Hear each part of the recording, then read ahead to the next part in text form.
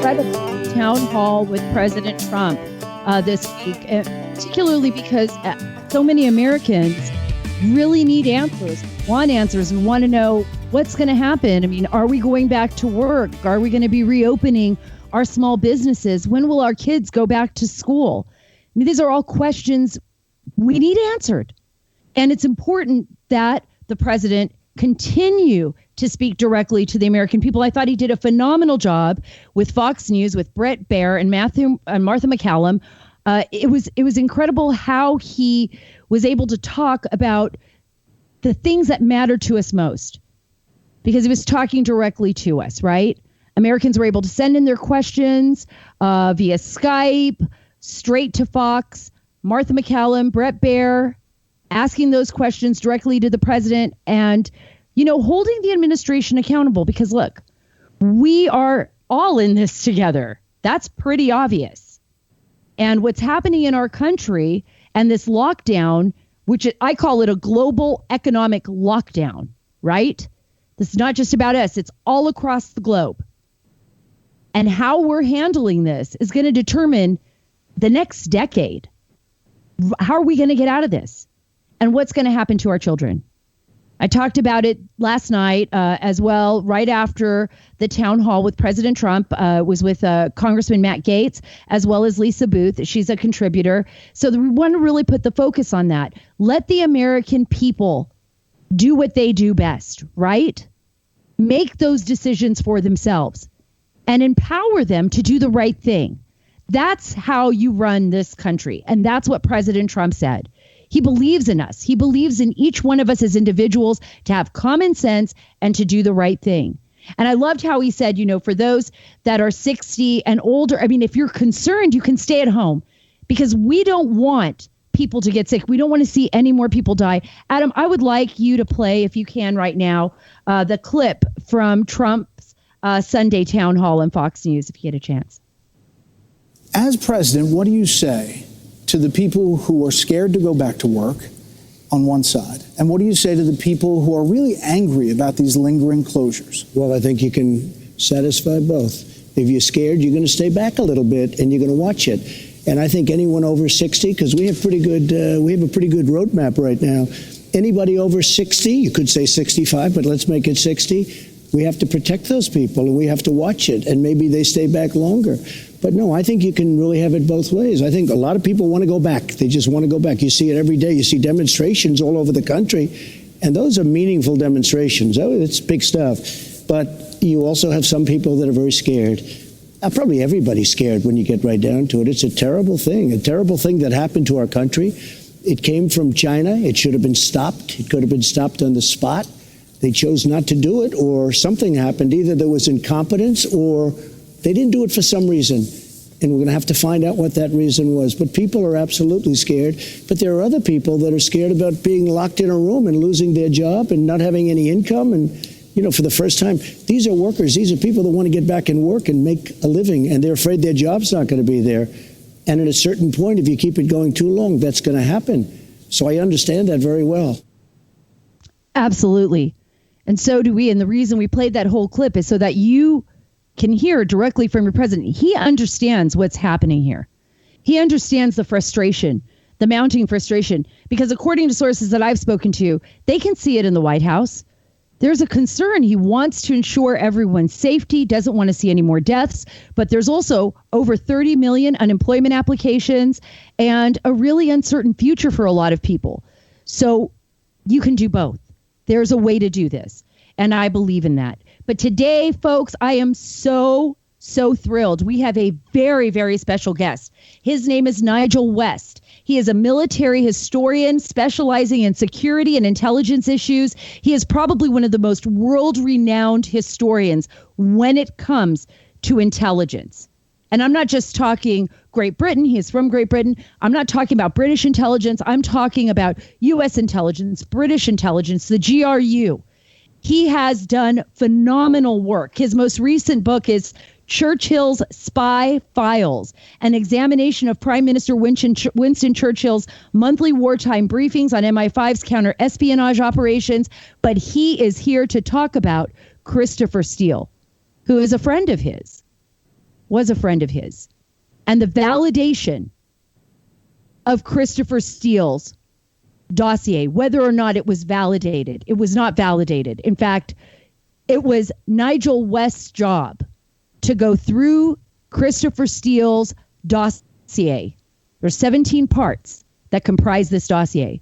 He went through it line by line, and he is going to tell you what he found, what he discovered, and the disappointment in what he found.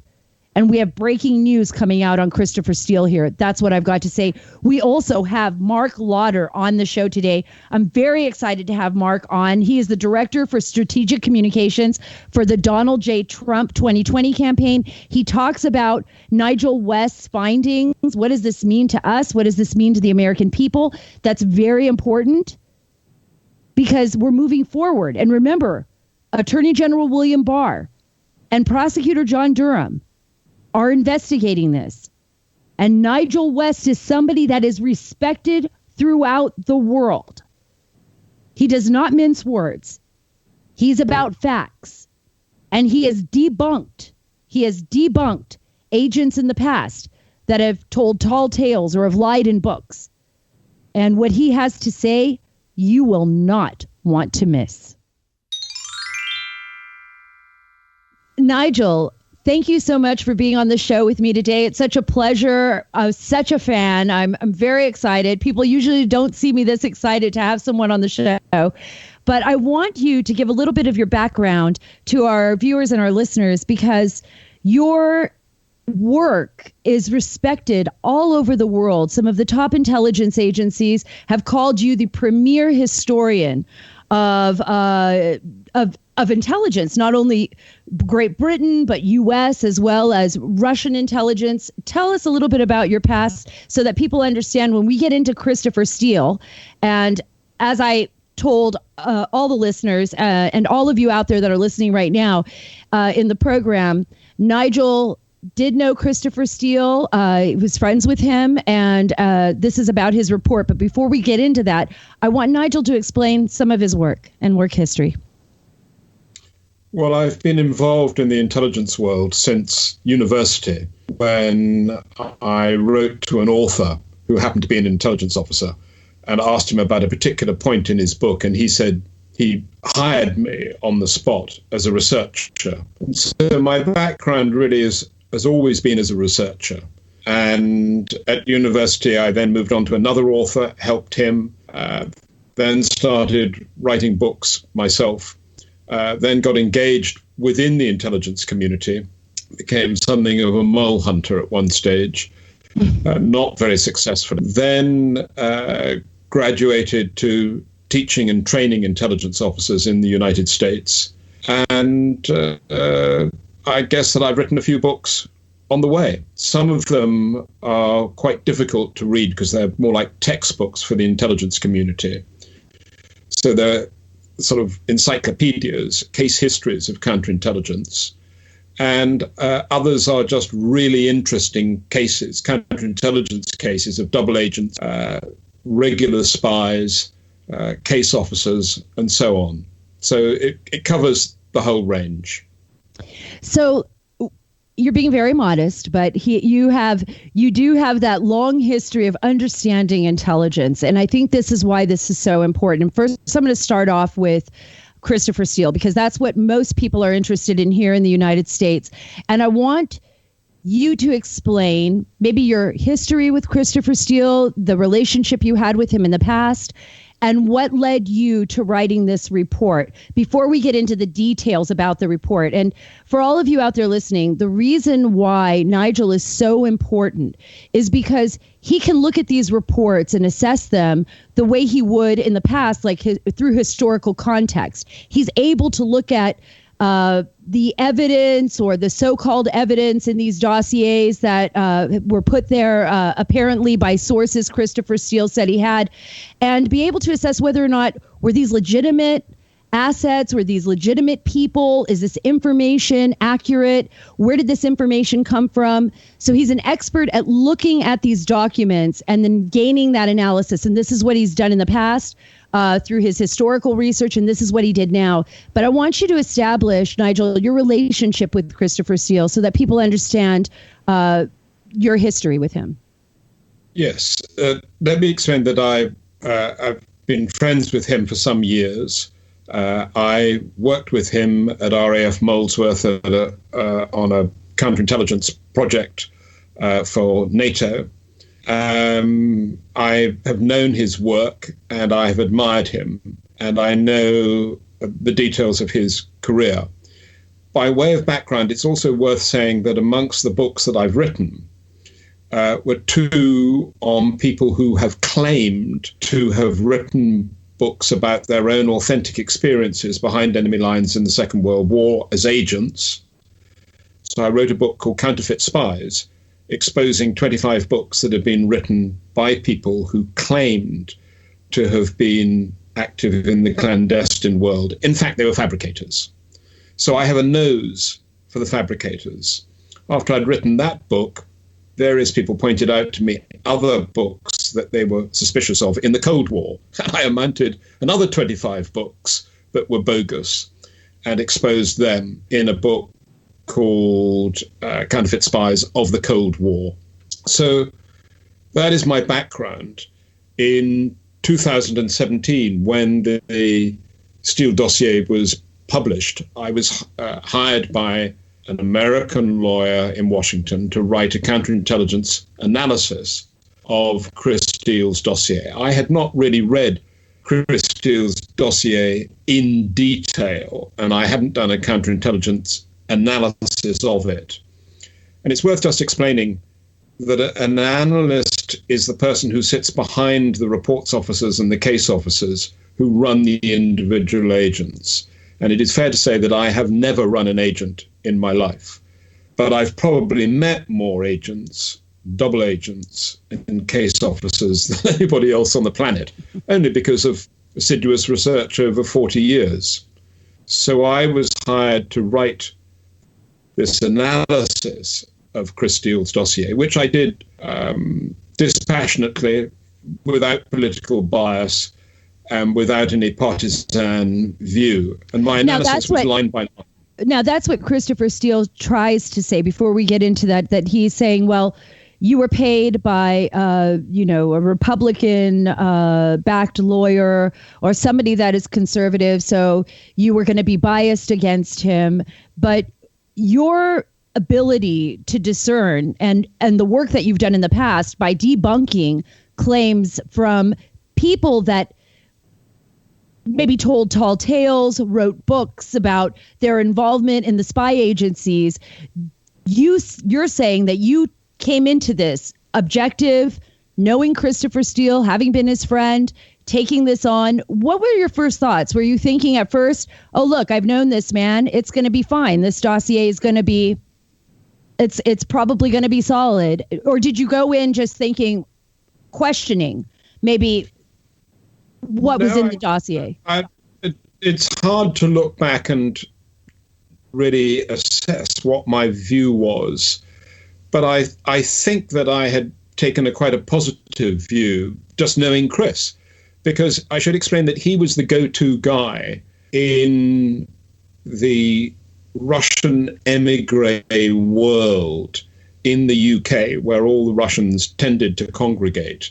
And if you were somebody who wanted to invest in an emerging market in Eastern Europe, and you were concerned about the company that you were investing in, the directors, the shareholders, you wanted to know whether or not any of them had been embargoed or sanctioned with the subject of US Treasury sanctions, EU sanctions, the person that you would go to and the people that I would recommend would be one of two companies. One was called GPW, very good. And these are people who do due diligence. So if you're a banker looking at a loan for an investment in Russia or that area, you'd do your due diligence. You'd go to one of these companies, and they are staffed very largely by former intelligence officers because they know the territory. And Chris was the go-to guy. If you wanted to know about the oligarch's connections with organized crime, then he was the person to go to. So that was the background, and I have always respected him. And just to give you an idea of the respect that he was held in, for 3 years he headed the INEC, which is the Intelligence Officers New Entry Course, which is a training program. I know that in the States, the Bureau and the agency tend to send officers who have a problem or are dud in some way. Very often they're sent to training. But in the UK, we take training very seriously because we want to imbue new intelligence officers with the doctrine and with the tradecraft that is successful. And so the very best officers actually go to give training to new personnel. So that's what Chris's background was. And so when I looked at the document and started to do a line-by-line assessment, what you do is you just simply work out, where did that information come from? Which source is it attributed to? And is that person identifiable in any other way? And that source validation, it's fairly straightforward. And it's what good journalists will do when they're trying to authenticate a story that they've been given. And it's the same in the intelligence world. What shocked you? Tell us, when you started going through line by line through Christopher Steele's dossier and multiple, if you wanted multiple reports, let's say multiple reports, when people think of the dossier, it was a compilement of multiple reports. 17 reports altogether. Correct. 17 reports. What struck you as odd right off the bat? And when you came to that conclusion, what went through your mind? Here's somebody that you had a lot of faith in, maybe in the past because you've seen his work and you considered him a friend. And all of a sudden you're looking at this dossier and you notice something right off the bat during your assessment that isn't right, that seems off and wrong. And what goes through your mind right then? Tell us a little bit about that experience. Two things struck me straight away. First of all, I deal with Russians. I've lectured in Russia. I've written 2 books with a KGB co-author. I've had a desk inside the KGB archives. I know that all that sounds a very odd thing to have done, but I have a good relationship with a lot of KGB officers, and my co-author spent 7 years in the UK working against British interests. And I never thought I'd end up making him a friend, but Oleg Zariev became a very good friend. And he was a lieutenant colonel in the KGB, had been under journalistic cover in the UK, and we wrote 2 books together with the consent of the KGB based on documents that they declassified from their archive. So the first thing that I noticed was the speed with which this information was being acquired from the Kremlin. Now, I have friends in the KGB, retirees. I can't correspond with them. It's very difficult to communicate with them. I won't discuss how I communicate with them. But when they come, they'll deny everything. They resent being emailed. It's dangerous for them to telephone or communicate. If I invite them for 2 or 3 days in Amsterdam, Prague, or Berlin, they're happy as Larry, fabulously indiscreet, and are wonderful, completely different people. You cannot see them in Moscow. So that's the way that it is. And people understand that. And I was very struck by the speed with which Chris was able to get information from Moscow. That just struck me as amazing. The second part of that was his access. To have people who were described as a senior currently serving intelligence officer or a currently serving member of the Ministry of Foreign Affairs or somebody with access to Kremlin decision makers.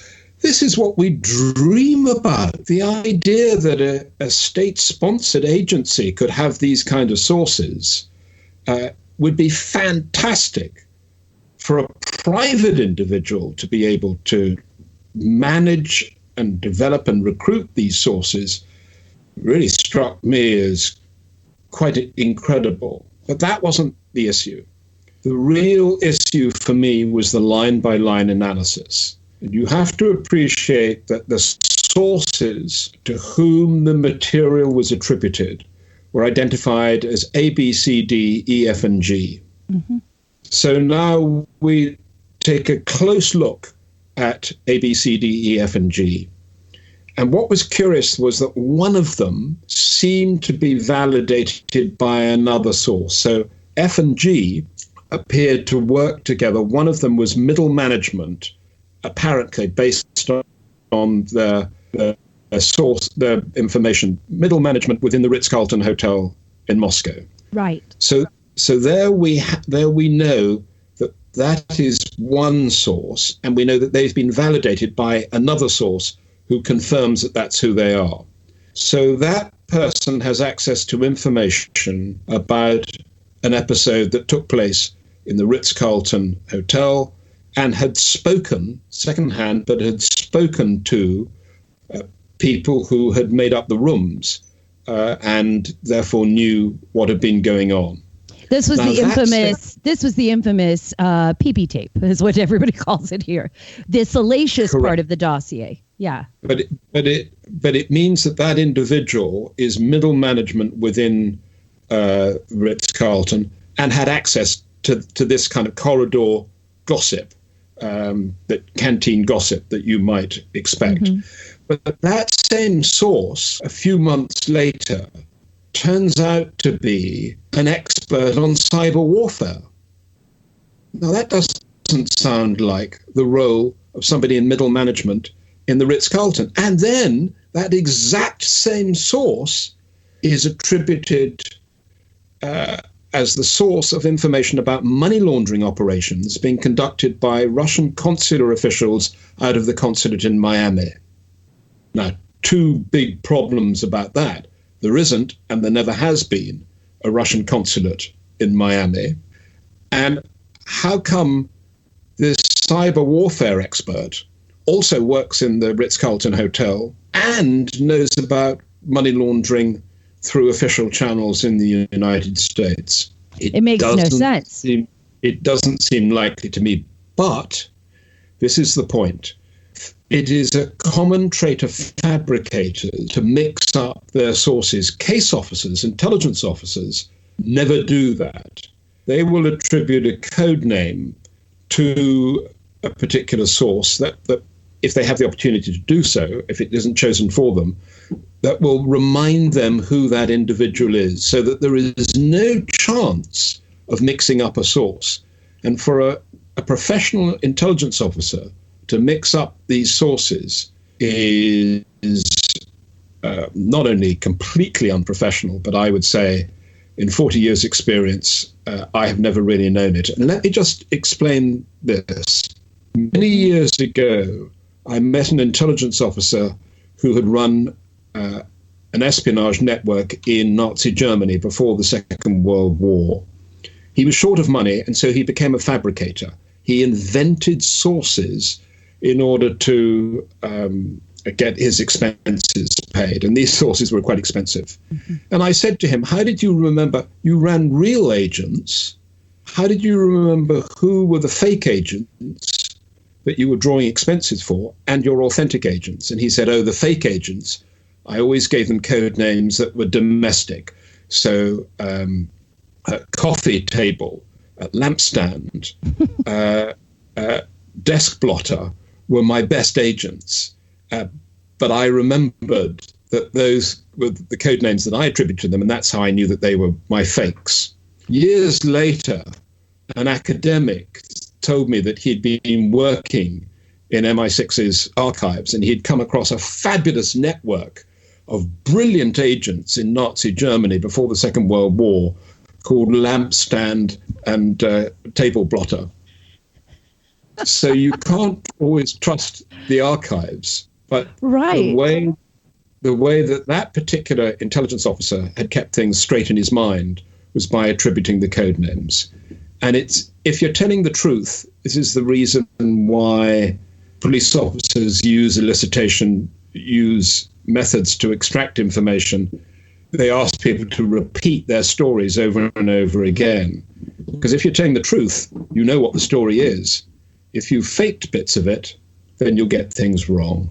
Right. So Christopher Steele, now there's this report, you know, the Michael Horowitz report, where in the footnotes that have been declassified and unsealed so the public can see, it suggests that there may have been Russian disinformation in his dossier, that the Russians realized Christopher Steele was conducting this investigation and they gave him false information. What you're saying is maybe not. Maybe Christopher Steele made this all up. Maybe it was a combination of both. What do you think actually happened with this dossier and Christopher Steele? Let's be clear that there is still news emerging. I mean, even last week, as you mentioned, some of the footnotes have been declassified. So the news is still emerging, but what we know is as follows. There were between 5 and 9 individual sources. We know from testimony 2 weeks ago in the High Court in litigation in London, where Chris Steele said under oath that he had met most of these individuals who, quote, work and live in Russia right now, that he met them outside of the country. He hasn't been in Russia for 10 years. So what's interesting is that he says that he paid them, get this, between an average of between $4,000 and $6,000 a month. Just bear in mind that he was paid for the entire dossier by Fusion GPS in Washington. We think between $160,000 and $180,000. So if you do the arithmetic, he's making a pretty serious loss on this deal. So the next issue is what you raise: are these fabricated sources, or is there a real source there that has been peddling disinformation? Well, we know that one of the sources that he has attributed most of the information to is a man called Sergei Milyan, who's a sort of interesting real estate guy who has vanished. He did give evidence to the Mueller report, but he has disappeared off the face of the earth. And in the intelligence community, that is called a clue. The fact that this person has disappeared is significant. Now, he has acknowledged publicly that he was one of Chris's sources. He has also said that he does not agree with the characterization of much of the information that he supplied Chris. So whether that is embroidery, embellishment, exaggeration, call it what you will, there does appear to have been at least one Russian source for Chris. Slight problem when you look into Sergei Milyan's background. He dances around the proposition that he may have himself worked for a Soviet intelligence organization. And when you look back at his career, he acknowledges publicly and is quite sort of entertained by the idea that when he did his compulsory military service for 2 years in the Soviet Union, he did the military interpreters course in English, and that is run by the GRU, Soviet Military Intelligence. So there is no question by his own admission that he had a relationship with the GRU. Whether that continued into later life is a matter of speculation. Whether he had any kind of a relationship with them, one doesn't know. But he is in Russia now and is not answering his cell phone. So let me ask you this. Could both be true? Could it be true that Christopher Steele made up information in order to collect money? Maybe he was desperate to be paid. Who knows? I don't know what his financial situation was. And that he also obtained disinformation. So he conflated the disinformation with false information, jumbled it all together in this dossier. And as you went through it line by line, those sources that didn't seem to exist were convoluted with sources that possibly did exist that could have contained disinformation from Sergei Milan.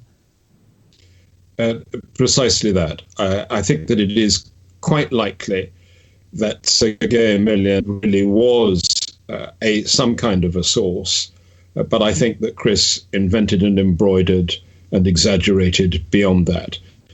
Now, in the most recent report that has been disclosed, so this was the analysis undertaken by Michael Horowitz, the Inspector General of the Department of Justice.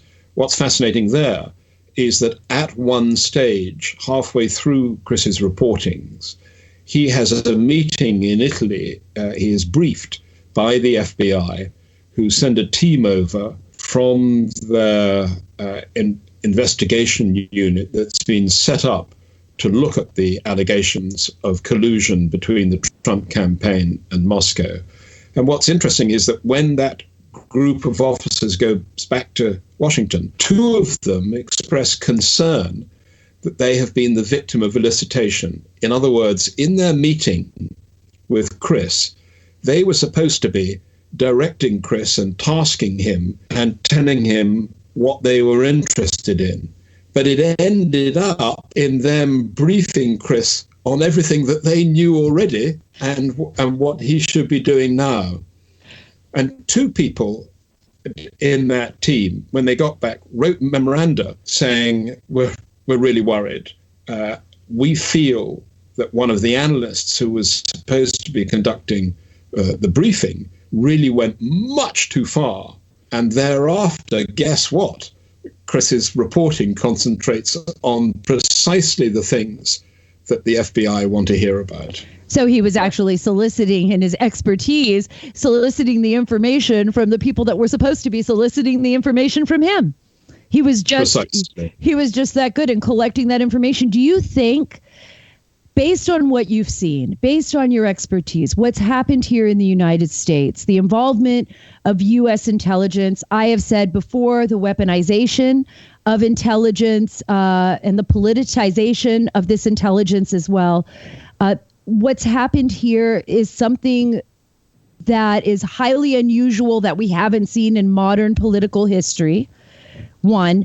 And two, what does it mean right now, particularly after talking to some of the sources people involved in this, like George Papadopoulos and Carter Page, who had a FISA warrant, and all of them who are saying, look, this goes far beyond just the United States. There were people involved both in the Five Eyes, as well as, sources that we still don't have a full grasp of, like Sergei Milan, Joseph Mifsud.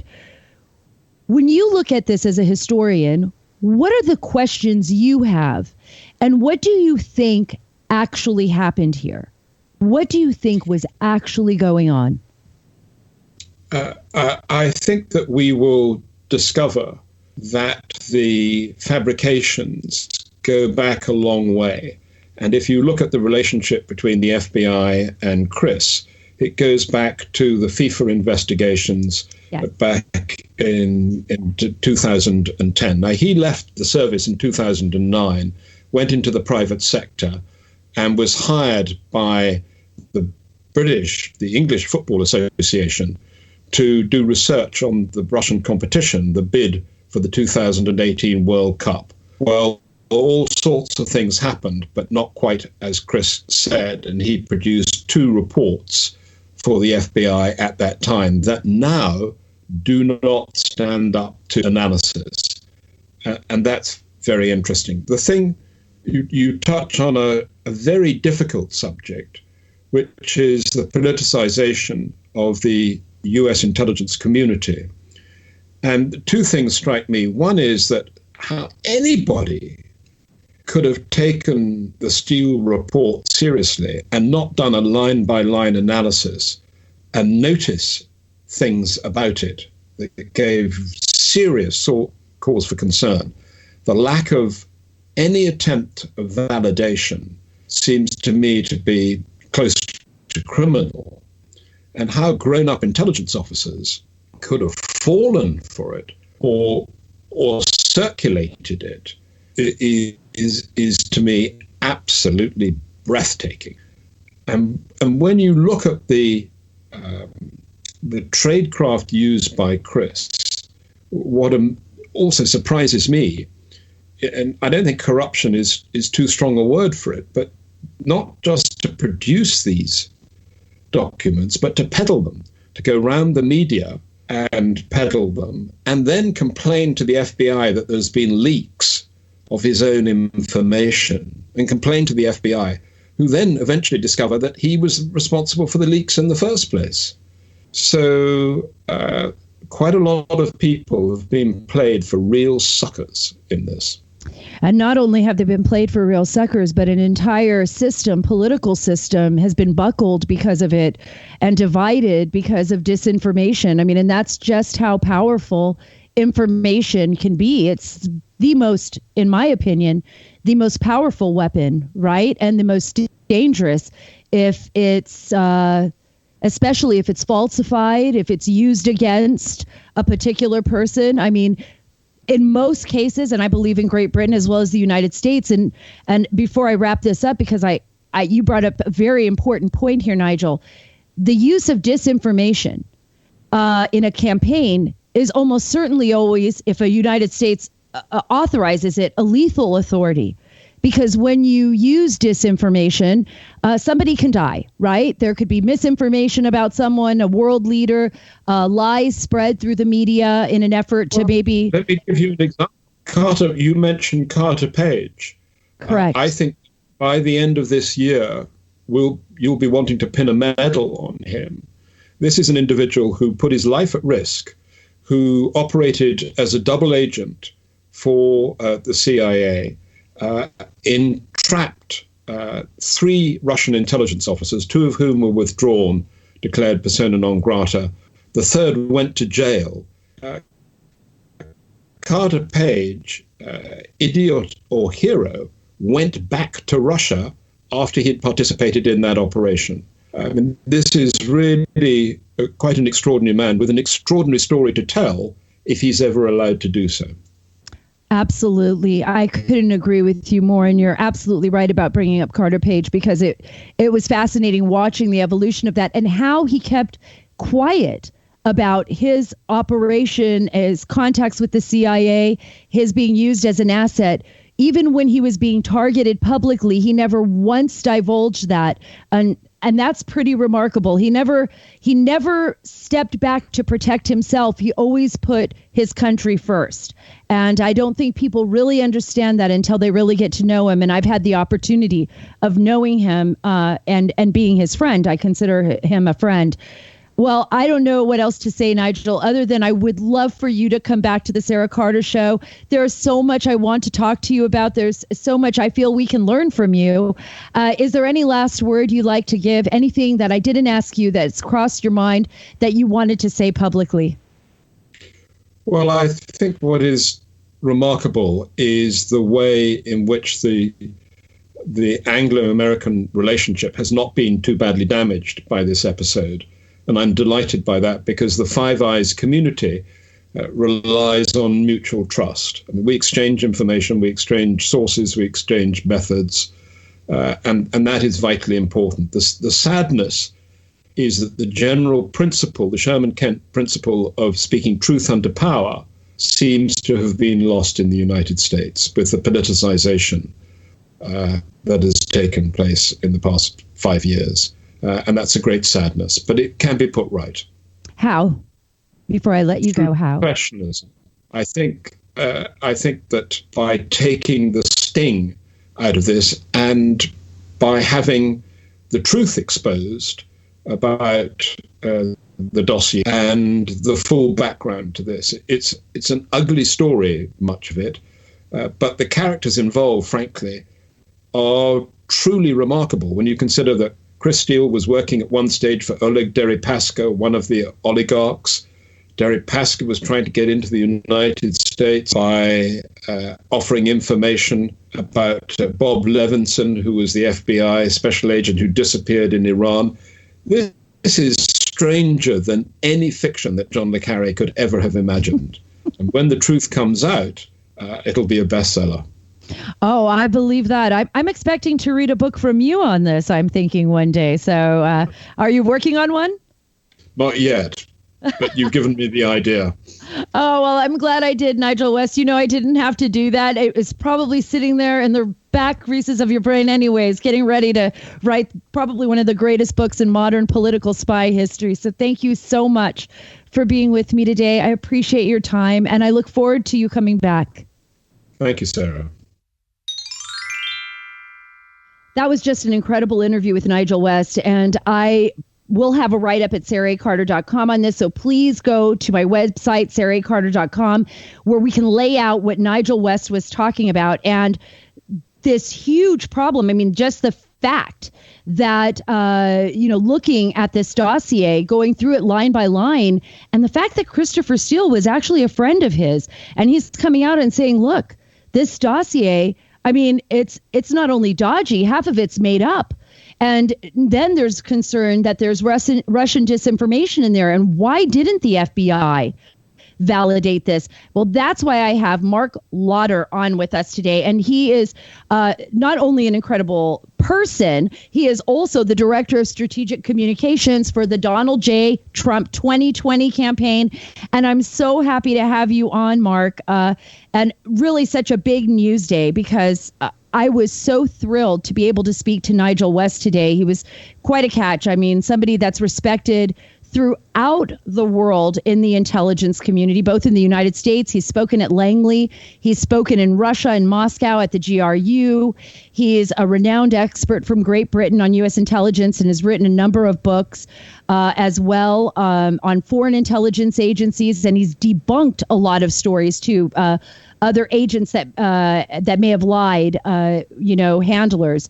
So what do you think? First of all, congratulations on still running this enormous campaign through coronavirus. I want to hear a little bit about that and what you all are doing.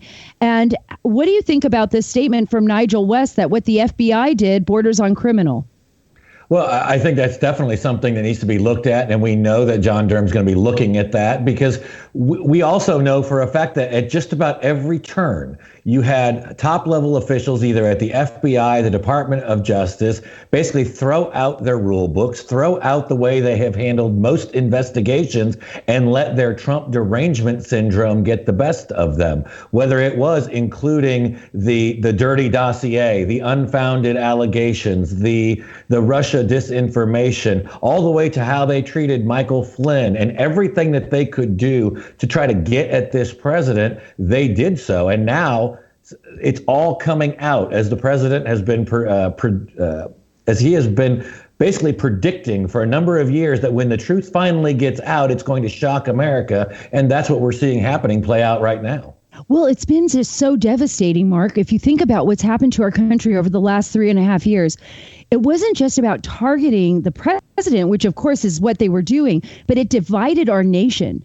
It divided it so deeply that, I mean, people on the left, liberals that were maybe only listening to Rachel Maddow. By the way, let's just play a clip of that, Adam. There's a clip here I'd like to refresh Mark's memory on. This is Rachel Maddow talking about the dossier and Christopher Steele. It is definitely true that some of the most salacious stuff, including the personal stuff in the dossier, hasn't been proven out by any subsequent reporting, at least not yet. But there are parts of the dossier that really have been proven out and that were right about stuff that we now accept was true about the Russian attack on our election, except the dossier was right about it months before any of the rest of us knew, months before there was any public reporting.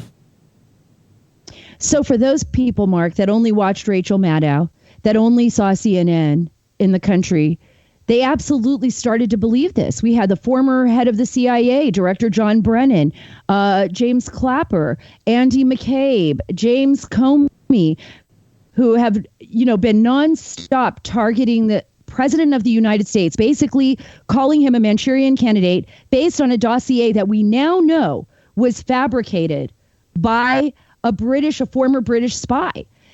This is really concerning. So when President Trump says this isn't just about me, it's about America, and it's about, the people who voted for President Trump, he's right.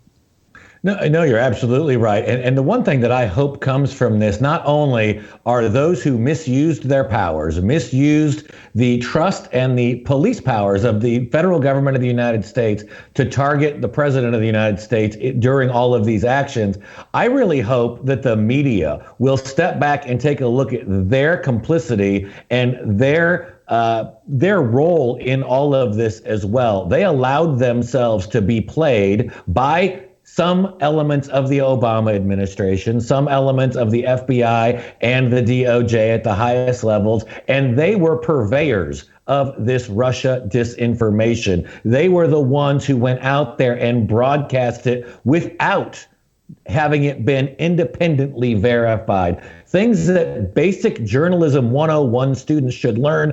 People like Rachel Maddow, who is no journalist, and MSNBC and CNN, they just threw away their rule books for journalism as well, just because they could get the president, or they wanted to get the president. Absolutely. And I couldn't agree with you more on that. And we're seeing it even now.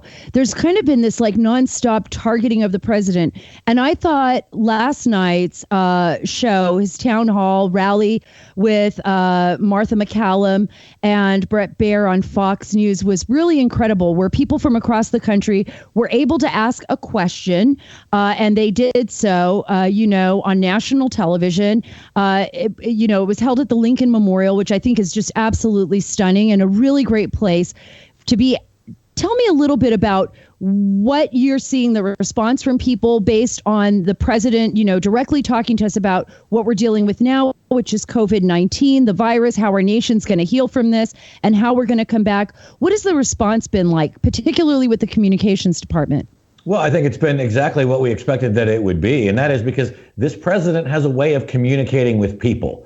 And to heck with the partisans in Washington, D.C., the bureaucrats, the diplomatic corps, they're foreigners to him. This is a man who knows how to communicate directly to men and women who work for a living, who are out there building things with their hands or working the land. And what you saw last night was the president communicating to the American people. But also what I would say is you heard the American people asking questions that matter to them, and not the typical questions you would hear from the mainstream media, who are only consumed by process stories and inside Washington, D.C. baseball style stories. That's not what the American people focus on. That's not what this president focuses on. And so what I think you saw last night was the president doing what he does best, which is communicating directly with the real working American men and women out there. And that's something that the Democrats and their allies in the mainstream media just don't get. Well, and yeah, speaking about the Democrats, and you're right about the American worker and the people that are out there that really are so concerned now, Mark. They're wondering, where's my next paycheck going to come from? Are my kids going to go back to school? Will the schools reopen so I can get back to work? I mean, these are real issues. Is the price of meat going to continue to rise? Like me going to the store one night, there was just like one pack of like chicken thighs, like the whole entire meat section was empty, So there's issues there. The commissaries, military personnel, now they're rationing meat there. So the president's doing everything he can with the administration to get our nation back on track, because we're dealing with something we've never dealt with before in this sense, right? Which is this pathogen, this outbreak of COVID-19. But now we're looking at the Democrats and what they're doing. And, Joe Biden, it appears that they're really nervous about Joe Biden. We're seeing stories in the Hill now that Hillary Clinton and Obama may run on a ticket. What is that all about? I mean, these rumors have to be coming from somebody, within the campaign. Do you think the Democrats are going to try to figure out a way to maybe move Joe Biden to the side and find someone else to replace him? Or what do you think's going on here? Well, I never put it past the Democrats to change the rules, to do whatever they want to do at the moment that they want to do it. Just ask Bernie Sanders. How many times can they change the rules to set the stage against him? But it looks like, barring something extraordinary, Joe Biden is their nominee. And I've said it many times. Look, the Democrat Party didn't settle on Joe Biden as their nominee. They settled for Joe Biden as their nominee. He is the same bad candidate that he was 3 months ago when they left him for politically dead. He can't even do a virtual town hall meeting in his basement without relying on his notes. So it's clear that he's not up to this. And when you contrast what he's doing in his basement to what our Trump team is doing online virtually, or what you saw the president himself do last night at that Fox town hall, the communications is night and day. And just to put a little bit of a point on it, in the month of April, we did online broadcasts every night of the week, usually about 8 o'clock at night on Team Trump. We attracted 63 million people to watch those events every night. Joe Biden couldn't even get about a fifth of that. And by the way, Joe Biden is the one who's actually starring in his own programming. We're doing it with folks like me and other folks who are not the president of the United States. So that should give you a serious warning about the amount of enthusiasm that is going on for Joe Biden when he can't even beat campaign officials and surrogates in online programming. Oh, well, that's certainly a great point. I mean, I talked to Lara Trump about that, and she, when she was on the show here at the Sara Carter Show, and she was adamant about how much work and how much, I guess, volunteer effort has come from across the country to really make the campaign accessible to people all over the country, even though they've been on lockdown. And I think that was the really important thing for her, is that, look, even though we can't be out at a big rally, we can't be there together, we can be there together online. Is that kind of what you're seeing? And have you learned anything from this? Are you utilizing any more tools that you thought, wow, this was something I wish we would have done in 2016? Well, absolutely. I mean, obviously, don't get me wrong. We love the rallies, and we cannot wait until the president can get back out there on the campaign trail and do the rallies, because there's nothing like it that I've ever seen in my career in politics. But there's a lot of work that goes on behind the scenes, beyond the rallies, even when we were able to do them. And that work has continued. So that's why you continue to see the record fundraising. You continue to see the fact that we have attracted now over 300,000 volunteers in just the last month and a half. And to put that into perspective, we had 750,000 volunteers for the entire 2016 election. We have added more than 300,000 just in the last 6 weeks. We now have well over 1 million volunteers. We've made 20 million phone calls to potential voters to help make sure they get the information that they need. It's really remarkable. Things that we weren't doing until the end of the election cycle, even as back in 2018, we're now doing in April and May. And again, to put a fine point on it, we have such a huge advantage right now, not only in terms of the data and the operations on that side, but even the fundraising. If Joe Biden raised $1 million a day from every day between now and election day, he still wouldn't catch us. That's how much of a huge lead we have. And by the way, we're not stopping. Wow, that is a huge lead. That really puts things in perspective. What are some of the bigger challenges, Mark? I mean, are you guys seeing any challenges? I'm sure you are. I mean, this is something completely new. Everybody is still pretty much on lockdown, even though some states are opening up. What are some of the challenges that you're trying to overcome with this? Well, I think one of the biggest things we've got to do is recognize that the playing field is changing because of the coronavirus. And so while, yes, we have changed the way we campaign right now, I'm very positive we will get back to our normal campaign mode come later this summer and into the fall. And then we will continue to build on not only what we did digitally during the lockdown, we'll add back those elements of the traditional campaign. But also, when you take a look around the country right now, and you see people who are taking to the streets, and we are hopeful that they are doing so in a responsible manner with social distancing, but they are exercising their rights to petition their government, to air their grievances, and to defend their own rights that are guaranteed to them. What's going to happen in those states as many of those Democrat governors continue to overreact and violate people's fundamental rights? Is it going to activate a new patriotism, a new America first that all of a sudden realizes that it's President Trump who's always had their back, who's always fought for their rights. Those are new people that we can reach out to, and we will, whether you're in California, whether you're in Michigan, or even in another deep blue state. If you're fighting for your rights, President Trump is still going to fight for you. Now our job is to go find them and get them. So where can they go? Before I let you go, where can the listeners go if they want to get involved, if they want to hear more about the campaign, if they want to dedicate more of their time from home helping the campaign out? Is there a particular website they can go to, or is there some place they can make contact with other people in their local community so that they can be involved in the election process, even if they're still at home?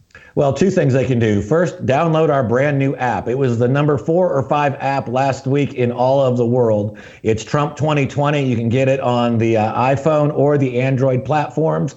Download it, sign up. You can get all the latest information. You can stay in touch with our online programming. You can even sign up and earn points. And if you get enough points, you can get a picture with the president one-on-one right there with you. You can also go to armyfortrump.com, sign up for armyfortrump.com, get the training, and it will help you reach out to your neighbors, your friends, to help build that army that is going to reelect the president.